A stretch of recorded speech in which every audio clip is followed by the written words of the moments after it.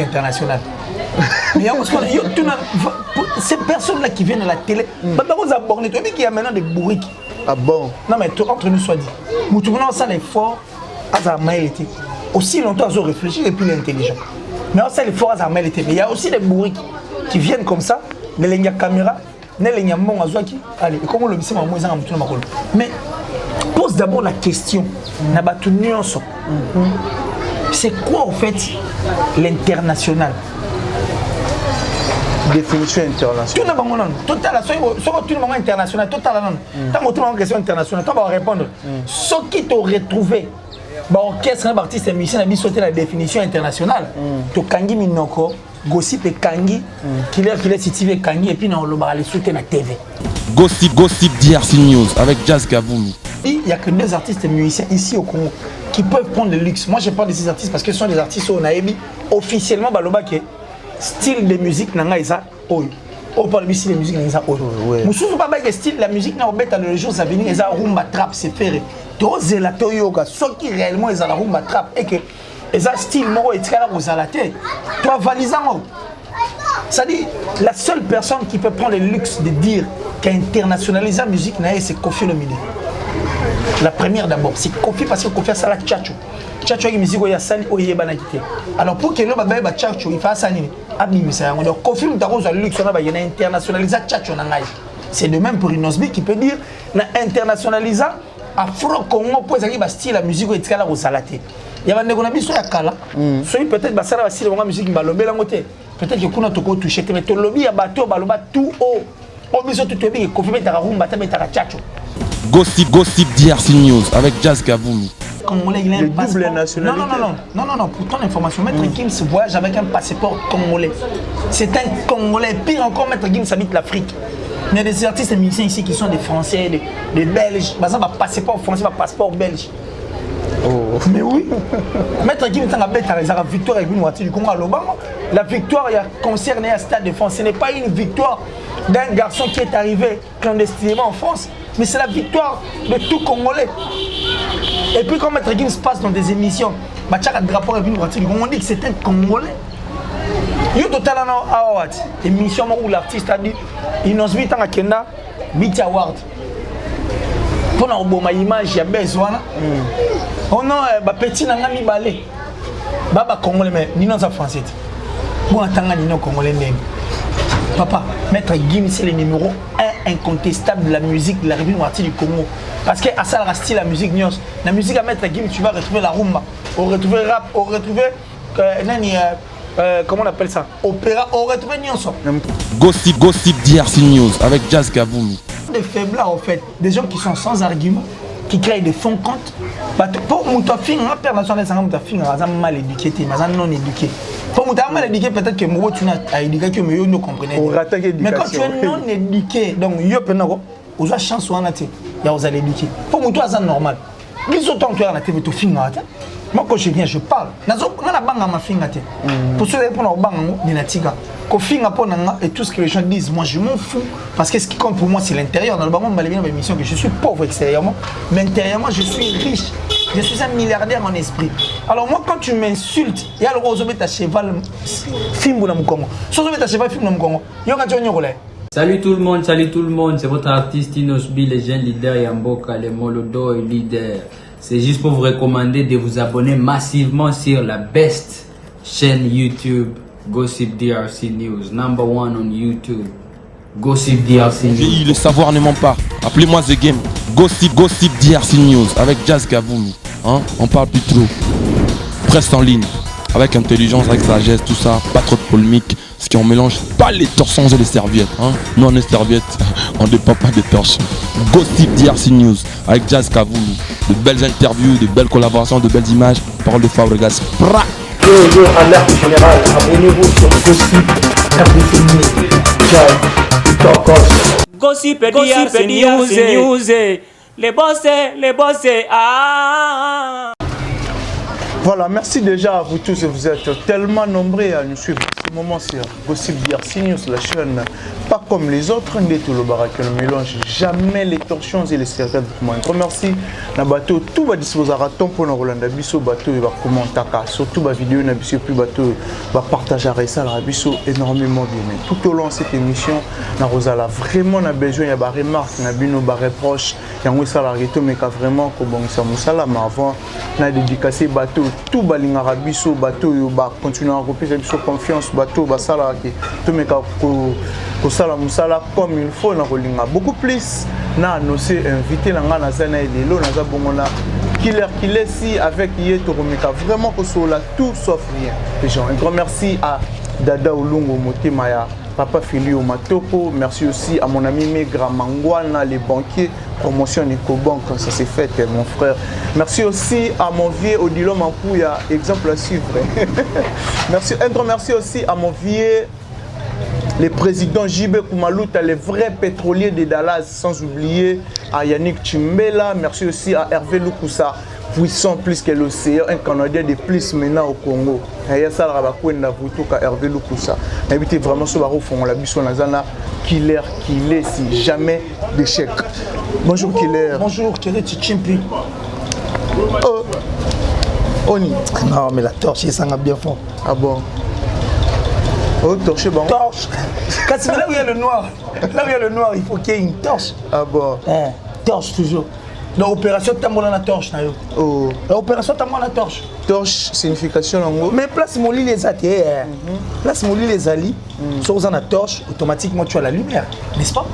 Quand c'est torche, opération torche. Tu vas y avoir la torche. Torche, ça va jumelle.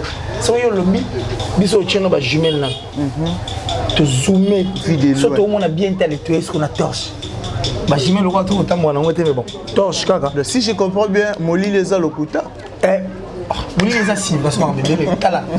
Na le bien. Soit biso dessiner Satan ou dessiner ndé. La mona était dans le dessiné. Non, t'es né bena ba fa né to dessiner à Satan. Moi ma c'est que donc Jomo Boya Villain. Ce soit une dessiner Angelo. Angelo faut pembe Jomo la soutien na pembe dans sa propre vraiment to logo. Moi kala tant aussi là ba mouvancier. Soit mon enfant na Gombe. Avant na Mbinza. Au moins mamoni. Bourgeoisie. Soit sûr que mon enfant na lingua. Normal. Comment on dirait? Tu comprends? Oui. C'est ça au fait. Donc ça dit là où il y a le noir, bah tu vois mon lit les alliés, comme ça la place on a dit mon lit les places ça donc c'est normal. Ah bon. Voilà qu'il est si le long on a vraiment tout me reçoit on union sur l'actualité musicale déjà. En tant qu'analyste, tant que vous avez la musique, ils ont rappelé au Nini ou soit ils ont le Béloni. Non, notre musique aujourd'hui, je pense que Mandego fournit un effort parce qu'on a tout ignoré à moi. Mon frère va fournir vraiment un effort. Bah on va pousser en placement. Mais moi ce que je hais. Et ça que pendant qu'on est en train de fournir des efforts pour faire bien, ça dit Toya lentement mais sûrement. Vous comprenez? Et bien surtout on a cette impression on dirait tu as commis déjà. Aussi longtemps tu as travaillé pour toi comment. Parce que la musique n'a pas de kala, bateau ba salarié bien. Alors très bien, que personne ne te trompe. Bateau ba salarié musique n'a pas de kala, ba salarié vraiment bien. Et ça là que ba kumbango bena place au balinga ba kumbango. Yango mona ba betine masiki ba beta na ba zénith. Yango mona ba loi mo makiadi ba beta na ba Hollande. Un concert rempli de blancs, que de blancs. Babi na banzembo a beti na guitare na ye maye mona ki Congo. Maye ganzem lwa. Nzembo yembela le Guinée. Mono mutu le ki muta dile. Et puis après nzembo abeta kindo kisoki kindo ki munela to binongo. Alors c'est la musique, n'importe musique ba mieké bin sa biso. Ça dit musique qui vient chez nous.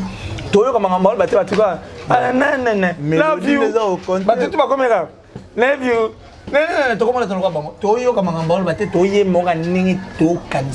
C'était ça en fait la force de cette musique et comment et c'est cette force de la musique et comment on appelle. Mais les alors les personnes qui sont venues après, on va passer fort, on peut placer. Mais bateau, il y a bato bakomosala siko mabe. Ah bon. Différence signée entre Kalana et Lelo. La collectivité. Il y a Kala, na Lelo, c'est ça. Lelo babalité, Lelo muto komi aki asali featuring na muto baboyi muto mususu. Tu comprends? Donc quelqu'un qui vient asali featuring na artiste mo babo c'est l'artiste ou les artistes ni privé. Yo sali ko popeti mbongo na yo, mbongo no bazui yango. Tu comprends? To boyoka na ninga management. Bo kabol ba pourcentage. Mais au bon sens que au yekop ya zula na ye apesio makam yo pe ozu makam OK nango mais tika siko moni muto na so ya yete azem polita sala boitala boyi muto mususu ndeki ndoki oh kasi question tu n'as répondre beaucoup le sonner après quoi ils a répété au bon sens voilà qu'il est si mais non pas qu'il est là vraiment dans la banquité pour na question makambe belé déjà là no linga to épingler sujet surtout clan Wenge. Mais n'est-ce que yo osaramo maïle mingi. Oui, ça n'engage que moi. Ok, merci. N'est-ce que yo osaramo moi maïle mingi. Surtout plutôt son moi mukie clan Wenge. Est-ce que clan Wenge et bêta musique moro locale ou soit clan Wenge d'après qu'il est ici clan Wenge et bêta pe musique moro oyo et pour ça musique na biso pe plus loin et ko taper na ba communauté mususu d'après yo. La vie hein. Tous ces gens-là, parce que là où la question que tu me poses, je sais là où nous allons venir. Parce que Place Toya et Salara, est-ce que c'est la musique internationale? Mais ces personnes-là qui viennent à la télé, d'abord, tu vois qu'il y a maintenant des bourriques. Ah bon? Non, mais entre nous, soit dit. Nous trouvons ça l'effort à Zamaïlité. Aussi longtemps, ils ont réfléchi et puis l'intelligent. Mais on sait l'effort à Zamaïlité. Mais il y a aussi des bourriques qui viennent comme ça, mais il y a caméra, il y a mon azouaki. Allez, comment le bisema moi, ils ont mais pose d'abord la question, c'est quoi en fait l'international? Définition internationale. Tout le monde international, total non. Tant que tu as une question internationale, tu vas répondre. Ce qui t'a retrouvé, orchestre, artiste, musicien, a sauté la définition internationale. Tu Kangi Minoko, Gossip et Kangi, qu'il est situé Kangi et puis on le aller sauter la TV. Ah bon? Ça c'est notre définition internationale. Après, il y a pour tout répondre. Pour ceux autres, Wenge ça est le côté mais faut ça les bons pour le moment là. Mais ngala que ndombolo lelo so eza reconnu na monde soit libanda eza pour que grâce à Papa Wemba et Koffi Olomide. C'est pas possible. On évolue. Ah bon? Ça faut pas la peine de perdre des énergies inutilement et bêtement comme ça, c'est pas intéressant. Tu évolues la mission. Tu évolues. Oui, mais innocent. Non, innocent. Le tailleur, tigre, dans les lèvres forts.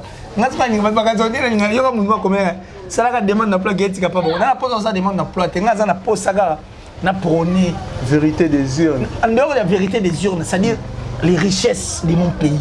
Pour innocent bien remplacer le diamant, Koffi a remplacé le cobalt, on a remplacé.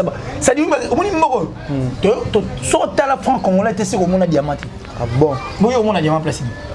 Le bas aux période de la mission parce que mission la liste bateau kota fikin foire internationale de Kinshasa na téléfolis na kendango à cette époque na kendango et puis na kuna nde to kuta ba diamant na vitrine ba cha diamant ba ya ko mona ça c'est ce qu'on appelle le diamant to zo chance na to mona ngo boy et puis ba Yvette Kalombo à l'époque Yvette Kalombo mais à l'époque pour ba Yvette na lingola nga mona diamant pe chez bango si ko mona wa zo chance te ko mona diamant ne tingai. C'est pas ta fan congolais. Soit ta fan congolais, c'est au monde diamanté. Au monde diamanté, oui. Mais c'est ça, au monde diamanté. Donc par richesse, ça me rend sur Théora, on gagne Théora dans ma tête. Mais si on va voir richesse, on va la que. Soit au Kenya, dans Dubaï, ou dans la Côte d'Ivoire, tout. Ah, tu es du Congo, oui. Le Congo de Koffi Olomide, quand la richesse c'est bon. Le Congo d'Inozmi, quand la richesse c'est bon, on a dit. Vous comprenez? Ça dit, ce sont nos richesses. Alors moi, je pense que ça vaut la peine de parler d'eux et de rester là. Alors, il nous dit en tant que richesse, il y a Nabiso, en tant qu'une force, un grand, il y a musique Nabiso. Après ça, il conseil très gratuit. Fouiller les débats, fouiller les débats, fouiller les débats, fouiller les débats. Poto Swana, talon, Poto Loba, Kaka Monoko. Voilà, quand le fou vient dans un débat, il faut fuir. Alors moi, quand il y a des questions folles comme ça énerve. Évoluer au père d'énergie pour m'enlever cette belle ma casse. Voilà qu'il est si Lelo dans l'ingato, mais aussi qu'on épingle si j'ai Lelo yo tant aux hommes là bas jeune à Lelo, artiste musicien, qu'on parle de bas jeunes à Lelo, donc il faut tout ça fabriquer, c'est tout ça faire rigoler, tout ça falir ou pas. Lelo s'il faut vraiment oser la claire ou sincère na biso. Il y a aussi des motos à Pessi baninga goût ya ko internationaliser musique na Congo. Azate.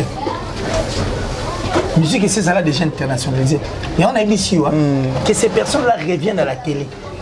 Bah, il y a définition, il y a internationalisé ou soit international. Musique, bah, international. Bah, il y a bah, on va expliquer tout à la fois, on s'est retrouvé. J'ai dit, il n'y a que 2 artistes musiciens ici au Congo qui peuvent prendre le luxe. Moi, je parle de ces artistes parce que ce sont des artistes où on a émis officiellement, Baloba, qui style de musique, nanga isa, oyo. On parle ici de musique, nanga oyo. Moussou, pas de style, la musique, n'a pas le jour, ça vient, ils ont rumba trap, c'est ferré. Tous la yoga, ceux qui réellement, ils ont la rumba trap et que, ils ont style, moro, et tkala, vous allez la tête. Toi, valisant, c'est-à-dire, la seule personne qui peut prendre le luxe de dire qu'internationaliser la musique, c'est Koffi Olomide. La première d'abord, c'est Koffi parce que Koffi a ça la tchatcho. Tchatcho est musique où il y a sali, où il y a banalité. Alors pour que l'homme ait tchatcho, il faut ça nini. Donc Koffi nous avons le luxe, on a internationalisé tchatcho. C'est de même pour Inosbi qui peut dire internationaliser Afro-Congo pour que style la musique où il y a la salaté. Il y a des gens qui sont kala. Peut-être que ça va style la musique balobé la moté. Peut-être que kuna toko touché mais to lobby ya bato baloba tout haut. O biso tout tobi ko fait ta rumba ta beta chacho. Inosbi beta rumba ta beta Afro Congo. Mais muta pesi baninga courage peut-être ya ko internationaliser alors. Mais justement s'il faut parler maintenant en anglais alors c'est Koffi Olomide qui a internationalisé sa musique et c'est de même pour Inosbi parce qu'il y a 2 personnes qui vont luxe sur le Bamakamwa. Le reste et on a tenu aussi, on a une émission qui bat, on a baillé à Sigo la TV. Mais c'est quoi international? Mais d'autres personnes, c'est fallu. Pourquoi? Parce qu'il est internationalisé quoi? Moi, je suis comme ma peau. Non, ma camboutier, non. Tout reçoit la marambou, c'est normal, oui. Internationalisé le timide. Lelo, ceux qui baninge belé baromi na courage qui au pas lobby ngai harmonie, au pas lobby ngai na robeta brenda net ndi on se fabriquer auto beta brenda. Pour Tokos, ceux qui Tokos et Tokos des pays qui ceux qui ont payé qui d'autres personnes qui ont battu qui nous ça peut-être album langue international. C'est de la folie. C'est de la folie. Ben on va expliquer sur les années internationales qui viennent d'abord expliquer parce que pour moi tu n'as pas mon qui viennent d'abord à la télé expliquer c'est quoi international. Après tu regardes ce que tu réponds à la question. Mais bah on traiter au pelo roi mutali. Bon on traiter au nzo mutuni ça la bien t'es killer qui. N'habitez aux rattachés des presse à faire école là. Babiso m'a fait école il y a le kuta boya ramba on a TV ko le bamba mon il y a le kuta ngana bi ke mutamaila la so muto akosi so ki moto akosi net ngata on ba kosa na sala ni on va refaire comprendre na faire comprendre na ba preuve na brandir ngo c'est ça mais quand tu dis que ngana kosa ouais na preuve moi t'es un manque d'arguments. Il y a un monde comme l'on entend Polo nous sommes en émission combien de fois. On est trouvé nos sur la malacité. Oui. Sur la malacité comment dire. Bien habillé aussi des Alexandre Maquina. C'est-à-dire c'est quoi? Ce sont des faiblards en fait, des gens qui sont sans argument, qui créent des fonds comptes. Pour Moutafing, un père national c'est Moutafing, ils sont mal éduqués, ils sont non éduqués. Pour Moutafing mal éduqué peut-être que moi tu n'as éduqué que mais nous comprenons. Mais quand tu es non éduqué, donc yo penako aux chance ou en athée, il y a aux allées éduquer. Pour moi, c'est normal. Les autres, tu es à la TV, tu filmes. Moi, quand je viens, je parle. Je pour ceux qui ont et tout ce que les gens disent, moi, je m'en fous. Parce que ce qui compte pour moi, c'est l'intérieur. Dans le moment, je vais mission que je suis pauvre extérieurement, mais intérieurement, je suis riche. Je suis un milliardaire en esprit. Alors, moi, quand tu m'insultes, il y a le rose à cheval, film pour le Congo. Si tu as cheval, film pour le Congo, il y a un on peut se courage. On peut galoper encore davantage, tu galopes. En fait, moi je crois que ces gens-là doivent venir nous expliquer c'est quoi international. Sobaye, après ils sont tournés. Ah bon. Tout le monde m'a cambo. Dans ce souci qu'il a des définitions internationales. Toi, tu as ce que tu vas définir en haut. Allez, toi, tu as ce qu'on va musicien tout. Tu sais, ton autre est-ce que, oh, il y a un international, papa qui, papa, est-ce que ça, l'international, tu es, ah, il était. Oh, papa, c'est comme ça que ça doit se passer. Deux artistes sont à luxe, il y a internationaliser musique na bango. Inosbi et Kofi Olomide. Le Quadra Kouraman, le maître de double demeure. Pour preuve, à Sala Tchatchoum, à Sala Moyemo. Tchatchou a eu style naïe, tu as passé une azure sani. Après, c'est mon macam. Comme il a Braza, comme il a Côte d'Ivoire, comme il a les lobes, tout. D'accord. Alors, il fallait couper. Mais parce qu'il a, c'est parce qu'il a joué quel style au fait. Oui, il y a un cigare, il y a un cigare, il y a un cigare. Mais question de Zarawan qui vient nous dire que au moins ici, n'est zalaté. Tout à l'heure réellement sur les mais surtout on retrouve là, Django Sobile, yeah mamé. Ouais, tout le monde est drôle. Surtout on retrouve la guitare, bah Kofi, nous on est étrange. Donc pour moi, ces gens-là doivent venir nous dire, bah l'acceptation venir comme on dit, ah oh, artiste c'est venir ça la différence, bah tous les styles la musique et puis international les ça. Et l'orobo. C'est tout, on va en nier, on va en nier. De toi, est-ce que mot pour Rose à la définition, il y a ils sont plus intelligents, tu l'as bien dit ici. Parce qu'il y a la tête.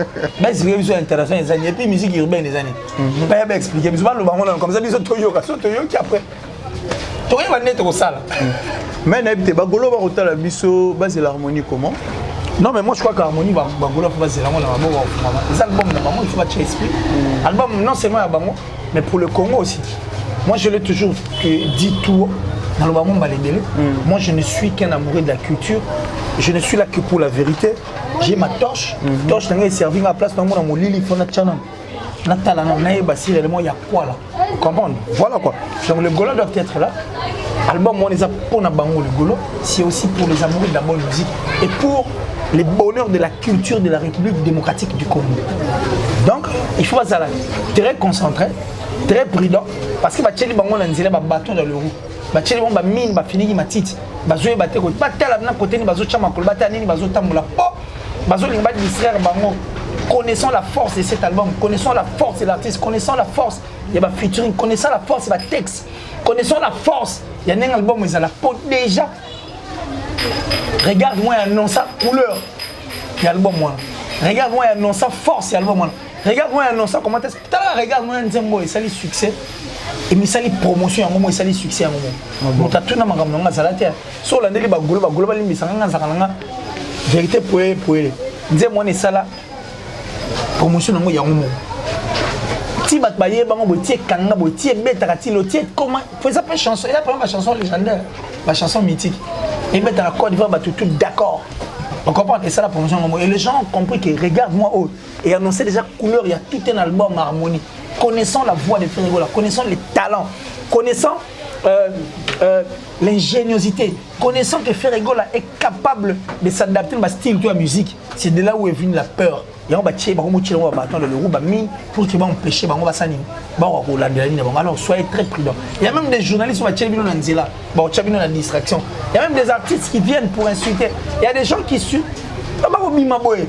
Pendant la confusion. Alors arrêtez de leur regarder. Regardez les choses du bon côté et restez sur la bonne voie pour harmonieux.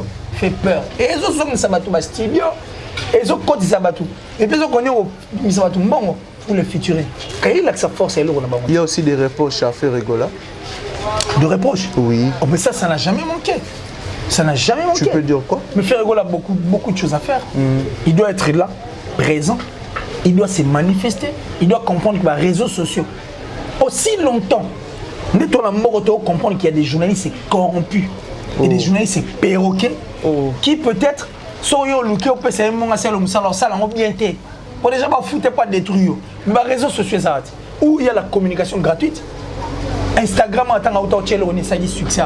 On a juste une chance. Juste une danse. Oui, à Chile, c'est extrait à chanson. Qui place au Simba, moi,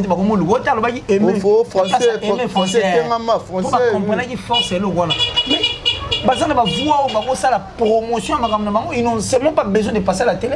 Place où ils estimer que soit les aux Arabiens, place où ils estimer que soit les Arabiens, tu vas les cater. Mais aujourd'hui, tu peux confirmer que c'est Fally Ipupa numéro 1 de la musique congolaise? Non, moi je l'ai toujours dit à haute voix. Le numéro 1 de la musique, c'est Maître Gims, c'est le baron Balébé. Oh. Mais Maître Gims n'est pas congolais. Il est congolais, il a un passeport. Double nationalité. Non, pour ton information, Maître Gims voyage avec un passeport congolais. C'est un Congolais. Pire encore, Maître Gims habite l'Afrique. Il y a des artistes et musiciens ici qui sont des Français, des Belges. Par exemple, passeport français, passeport belge. Oh. Mais oui. Maître Gims a victoire avec une voiture du Congo à Lobama. La victoire concernée à Stade de France. Ce n'est pas une victoire d'un garçon qui est arrivé clandestinement en France, mais c'est la victoire de tout Congolais. Et puis quand Maître Gims passe dans des émissions, drapeau avec une voiture du Congo, on dit que c'est un Congolais. Il y a total émission où l'artiste a dit il nous vit en Kenya, Beat Award. Pour nous avoir une image, il y a besoin. On a petit nangami balé. Baba Congolais, mais ni non français. Bon, attends, ni non Congolais. Papa, Maître Gims, c'est le numéro 1 incontestable de la musique de la République du Congo. Parce qu'à ça, style la musique nyos. La musique à Maître Gims, tu vas retrouver la rumba, on retrouver rap, on retrouver comment on appelle ça, opéra, on retrouve nyonso. Mais tu vas défendre M. Zafali. C'est Gims. Oh, Gims, on a mis au misélé. Lui, nous ne défend pas parce que Alingato a misélé bateau. Bon, sauf misélé, faire Inosbi, artiste, ça local. Sauf misélé d'Adjo diaspora. Oh, misa Gims, oh Gims, toi, misa banani, Nigeria, banani, Davido, tu es vraiment d'ici musical dans les années. Sur aujourd'hui, c'est pas comparé à Nana. On a comme un chauve-souris. Mais est-ce que Gims, on a besoin de lui parce que c'est un Congolais, c'est un vrai défenseur. Mais quand on est incomparable, on est chauve-souris parce que chauve-souris est dans la place. Si on a une place, on va nous déquer. On va bien noter, on va nous voir. Il y a Mélissa. Donc, ça dit, et puis tu as deux. C'est compliqué. Mais nous, Maître Gims, Kofi l'a dit que c'est le numéro 1 incontestable de la musique. Bien avant Kofi Olomide. Alors nous, on est fiers d'avoir Gims. Gims n'a peur de personne. Gims, on ne pas David, on pète à banque. Même la France, on va pousser la tête. Tu as Stade de France, bien ça, bête à mon a Jay-Z. On va aller pour étonner. Mais Gims a 6 mangoyens moraux. Béton. Ah bon, mango Tony.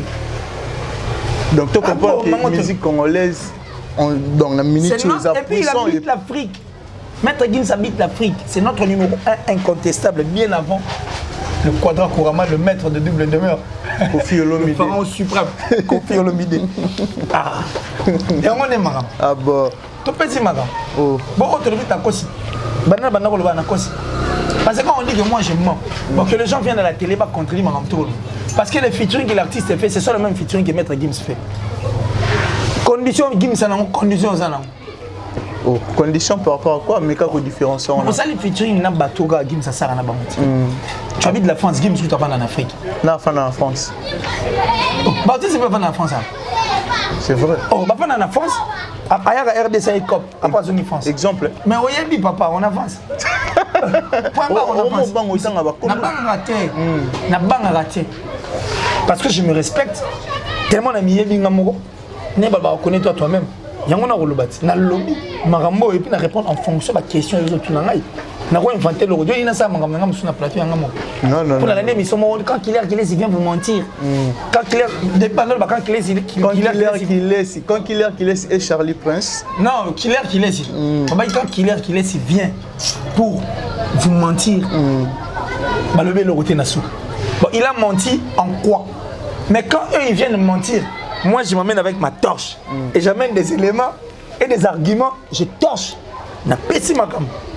N'est-ce pas? Si tu as un complexe ou soit non, mais c'est un manque d'arguments, c'est une perte de vitesse et c'est au nom de l'argent on est perdu. Il y a chance, il y a Kanye raté pour. Chance à Kanye raté, le bana. Artiste est mort à Pessio, non. Bon, tu vas baser pour baser à Kanye Kanye le bas. Ni baser à Kanye Kana. Après quoi encore? Pour que son orchestre doit se retrouver Tesco, Bali Banda va se retrouver. Moi, la seule personne à qui n'a pas bon, na lingi, n'a pas na portail, n'a pas les belé. Peut-être parce que n'a pas na portail, na niatique na portail. Attendez, va voir quoi draber tarabat. N'a pas na ta portail, soit bien moninga ba ça et l'autre. Un combat que c'est son fils. Parce que moi, je partais jouer dans cette parcelle. Rocky, certes, dans mon colonel, l'enfant de Kofi Olomide. On peut avoir une différence d'une année avec Aristote. Mais à cette époque, quand moi je partais dans cette parcelle, je jouais pour lui dans le marché tanti, c'est héritier ou la roi ça. Le pan au mort, sur l'équipe le pan au mort, il a dit, oh, nous sommes chez Kofi Olomide.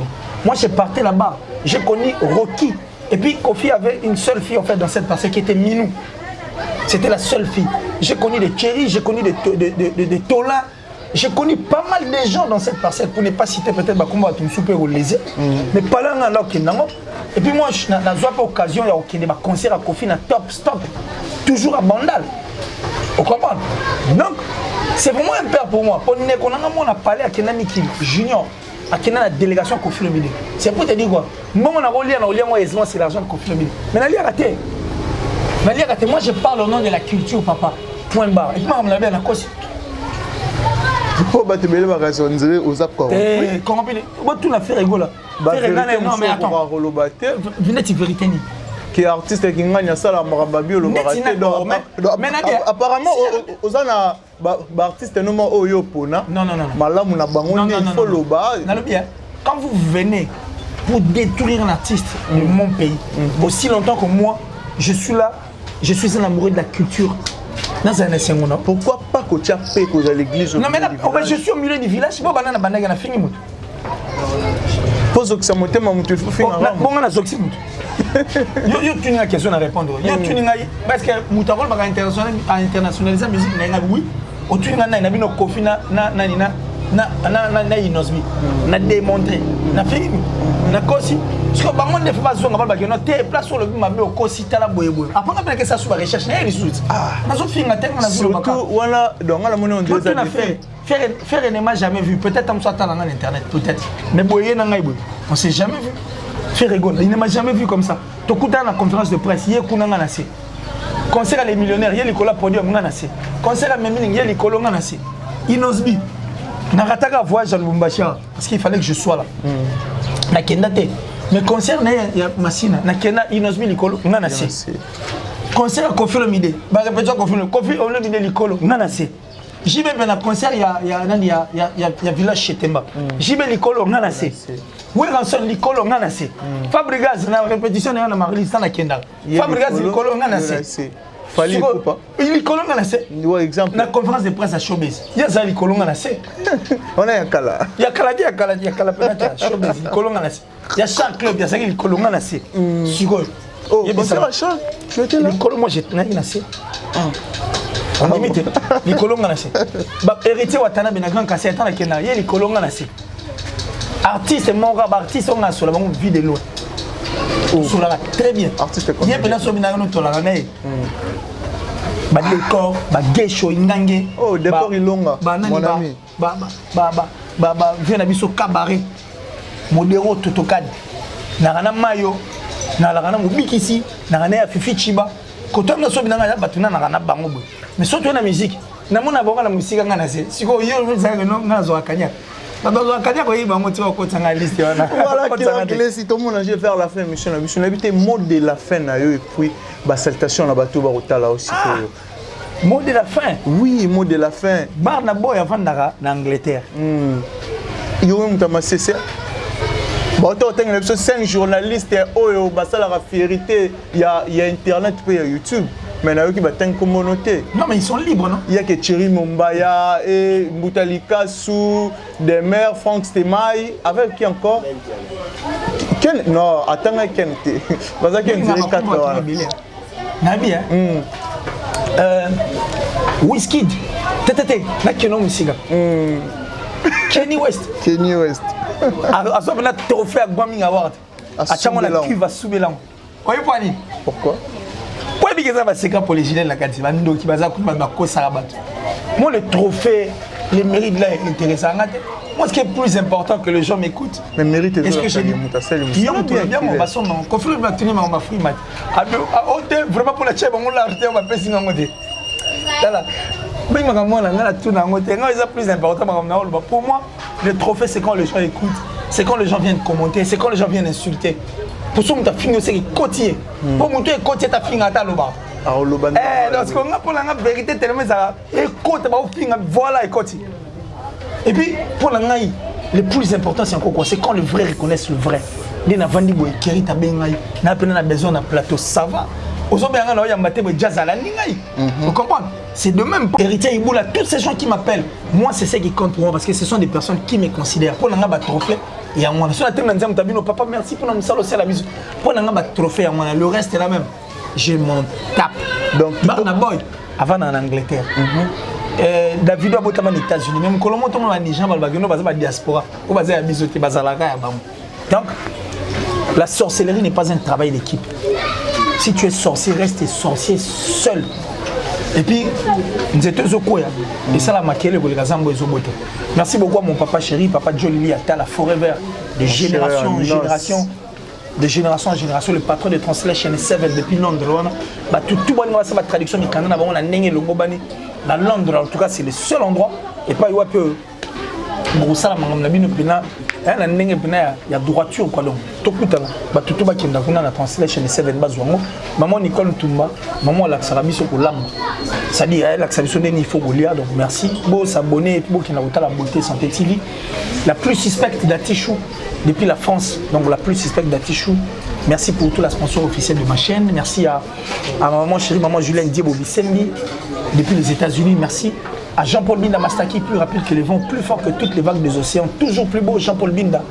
Merci à Joël Ntsumbu, en tout cas, merci. Merci à Delpire Avenir, André Malou, l'amour en chair et en os. Merci infiniment à Fabrice Emmanuel Kalonji, merci à Westrega, merci à Alain Bila. Alain Bila, en tout cas, depuis Amiens, merci à toi. Alain Bila, la top modèle, la plus sexy. Merci vraiment. En tout cas, la plus belle de son pays. Bonne guérison à toi. J'ai dit merci comme ça à Diem, merci à Ibra, merci à Bibi, parce que ma mère, demain déjà, elle va préparer. Ma cousin doit clôturer le 31 mars, Bibi. Et maman m'avait chou, qui était la solo. Merci infiniment. Merci à mon frère Adamo Bolingi. Et c'est la biso Jonathan Bolingi, numéro de l'Internet qu'il est ici. On vient de Janice, le gourou du Temple. Mais bois qu'il est plus au Dilom Mapou, il y a des exemples à suivre. C'est-à-dire l'exemple à suivre au Dilom Mapou. On a fait la biso, l'exemple à suivre. Et puis j'ai dit merci à Eva Moirine en Autriche. Merci vieux, merci infiniment. Merci pour autant la Magambe quotidien. Numéro de contact et puis le plus 243 89 526 54 54 plus 243 89 526 54 54. N'hésitez pas, appelez-moi parce que j'ai décroché mon téléphone. On va parler.